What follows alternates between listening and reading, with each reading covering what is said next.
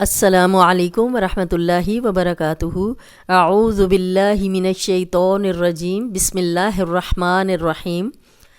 ہم لوگ کر رہے ہیں مداد، اور امید ہے کہ آپ کو پچھلے جو 2 لیسن تھے آپ کو وہ اچھی طرح یاد ہو گئے ہوں گے کہ حروف مد، الف مدہ، واو مدہ، یا مدہ 2 حرکات لمبے ہوتے ہیں ان اور کھڑی حرکات بھی، اور اس کے بعد اگر حروف مدہ اور کھڑی حرکات کے بعد حمزہ آ جائے تو 4 حرکات لمبا کریں گے انہی حروف کو، انہی کلموں کو، اور اگر حروف مدہ اور کھڑی حرکات کے بعد یا جزم کے بعد شد آ جائے تو 6 حرکات لمبا کریں گے۔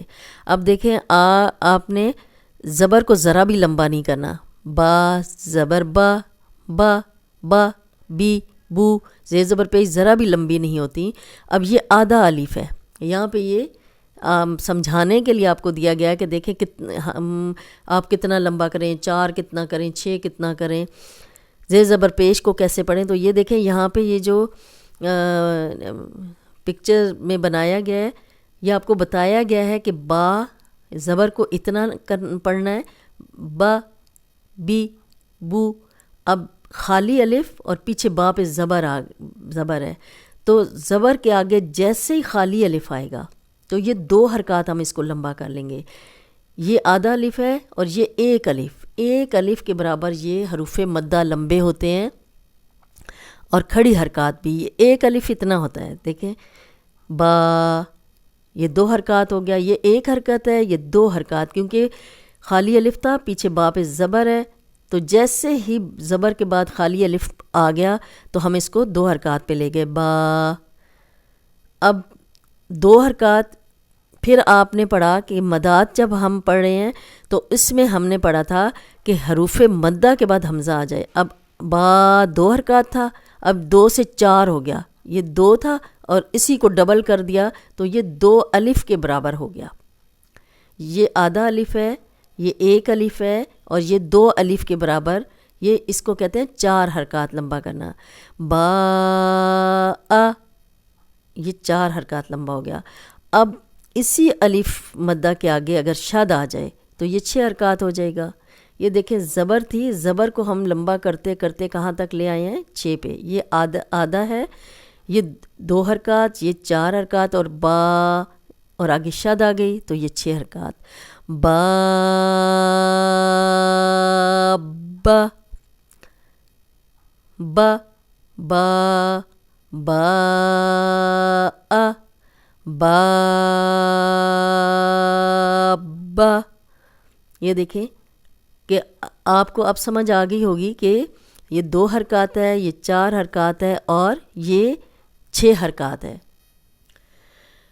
اب دیکھیں الف نما حمزہ کی وجہ سے آنے والی مد کو وقف کی صورت میں چھوڑ دینا، یعنی ایک تو یہ حمزہ ہے نا، یہ حمزہ آتا ہے کہ الف مدہ ہے اور آگے حمزہ آ گیا ہے، اور ایک یہ حمزہ ہے۔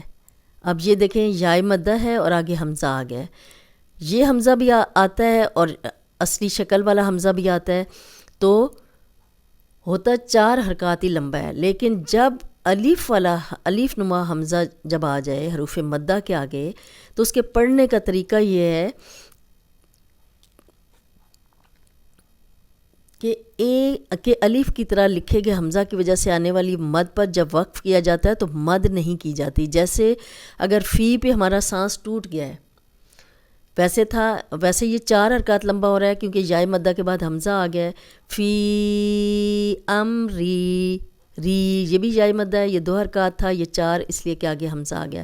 فی امری، لیکن اگر فی پہ ہمارا سانس ٹوٹا ہے، ہم رک گئے ہیں، فی، اور پھر ہم پڑھیں گے امری، تو پھر اس وقف کی صورت میں الف نما حمزہ آ جائے تو وہ مد نہیں پڑھی جاتی۔ جیسے فی ہم نے وقف کر لیا، آگے ہے امری۔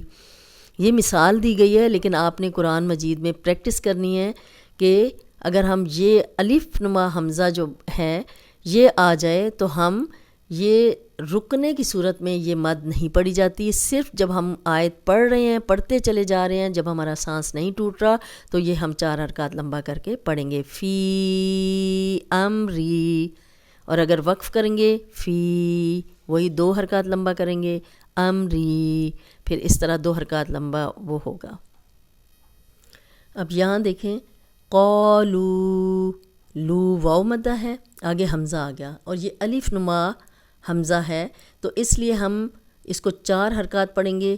قالو آمنا، لو اب 4 حرکات لمبا کیا، آگے حمزہ تھا، لیکن اگر ہم قالو پہ رک جاتے ہیں، قالو وقف کر لیا تو پھر ہم یہ مد اگلا حرف جب ہم پڑھیں گے تو آمنا ایسے پڑھیں گے، قالو پھر لمبا کر کے نہیں پڑھیں گے۔ اگر ہم اگلے حرف سے شروع کر رہے ہیں تو پھر ہم اس کو 2 حرکات پہ ہی چھوڑیں گے۔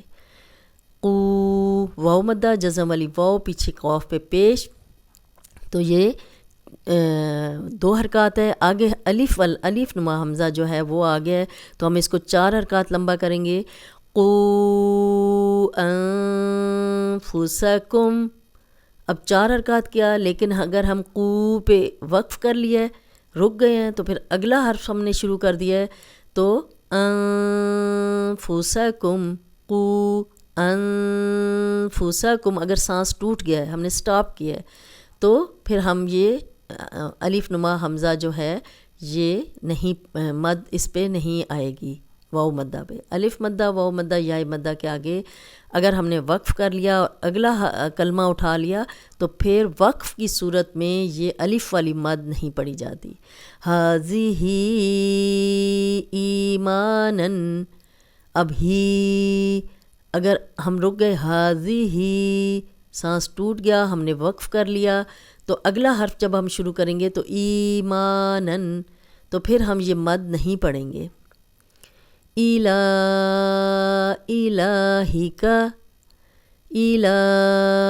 اب دیکھیں کھڑا زبر آگے حمزہ آ گیا، تو ہم نے کھڑا زبر 4 حرکات لمبا کر لیا، لیکن اگر ہم الہ پہ رک گئے ہیں تو آگے سے ہم نے شروع کیا تو پھر ہم یہ 2 حرکات پہ ہی چھوڑیں گے، پچھلا 2 حرکات پہ ہی چھوڑا جائے گا۔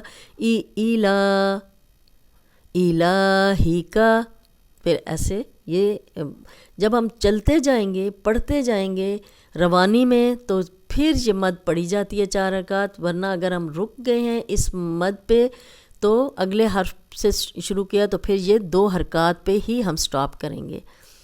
اب اصلی شکل میں لکھے گئے حمزہ، جیسے یہ اصلی شکل میں لکھے گئے حمزہ کی وجہ سے آنے والی مد کی ہمیشہ ادائیگی کی جاتی ہے، جیسے سیئت، اب رک جائیں یا چلتے جائیں، اس کی ایز اٹ از اس کو ہم پڑھیں گے 4 حرکات۔ اذا جاء، اب یہ اگر ہم رک گئے ہیں تب بھی ہم پوری مد پڑھیں گے، اور اگر ہم چلتے جا رہے ہیں تو تب بھی ہم 4 حرکات ہی پڑھیں گے۔ امید ہے آپ کو یہ چیز سمجھ آ گئی ہوگی کہ الف نما جو حمزہ ہے، جب ہم اس مد، یہ چھوٹی مد ڈلی ہوتی ہے، یہ آپ نے دیکھا ہوگا کہ یہ چھوٹی سی مد ہوتی ہے اور یہ بڑی مد ہوتی ہے۔